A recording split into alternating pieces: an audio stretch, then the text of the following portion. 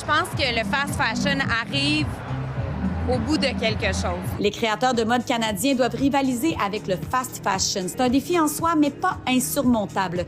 On s'est rendu sur le tapis rouge des CAFA Awards pour en discuter avec les principaux intéressés. On va jamais faire mourir les H&M et les Zara de ce monde, ça, on est très conscients. Mais je pense que les gens ont une conscience environnementale. Quand ils achètent des pièces, ils veulent des pièces qui vont perdurer, qui ont une essence, qui ont une histoire. J'aime mieux investir dans un statement piece, quelque chose que je vais pouvoir garder, que ma fille va pouvoir porter, plus qu'un vêtement que je sais que la saison prochaine, de toute façon, j'aurai même plus envie de le porter. J'intègre énormément de marques de designers québécois, canadiens, montréalais. J'aime ça, leur donner la possibilité de se faire voir. Par exemple, la couverture du L Québec que j'ai fait avec Jeannette Bertrand, j'ai fait porter du lac Washimoto. Dans le Véromag, tous les dossiers mode que je fais, les portraits femmes, portraits hommes, j'essaie d'intégrer toujours des designers d'ici. Et là, c'est toi qui as habillé Isabelle ce soir. Elle me parlait de 8 looks différents. 8 looks qui proviennent de créateurs canadiens.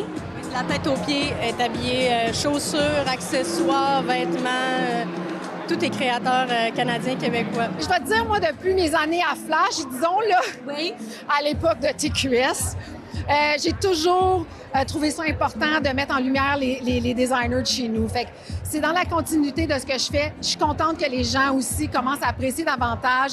Puis l'autre affaire, me dire, c'est que ça me permet de rencontrer, de découvrir des nouveaux designers comme Dodie. Je sais pas si vous connaissez Dodie. Gros coup de cœur pour cette designer. Oui. Donc, 9 filles ce soir qui sont habillées. Ce soir, je suis tellement flattée. Je pense vraiment, je m'attendais pas. J'ai été flattée même d'être nominée.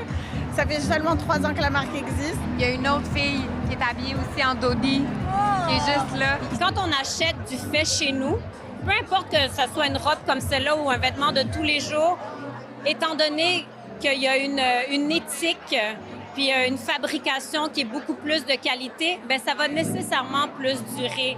Puis moi, là, j'aimerais tellement ça, que les gens comprennent, mais il faut retourner un peu en arrière puis enlever certaines choses qu'on a appris qu'un vêtement peut coûter 10 $, là, un peu rééduquer. Dans ce contexte, non seulement économique, mais aussi du fast fashion où on dénonce énormément, on va les nommer, là, les Temu, les Shein de ce monde. Comment est-ce qu'on fait pour perdurer? Il faut vraiment beaucoup aussi expliquer aux gens notre philosophie, d'expliquer vraiment aussi c'est quoi consommer mieux, consommer des beaux produits, des belles qualités aussi qui durent longtemps. On essaie aussi de rester à échelle humaine. Donc, tu n'as pas besoin de faire une quantité astronomique de vêtements, de les jeter, d'en faire la même quantité la saison d'après quand tu fais des pièces qui sont bien faites. Je pense que les gens sont de plus en plus sensibles à faire confiance à la jeunesse aussi, faire confiance à nos créations. À Montréal, Marie Cassimard pour Nouveau Info.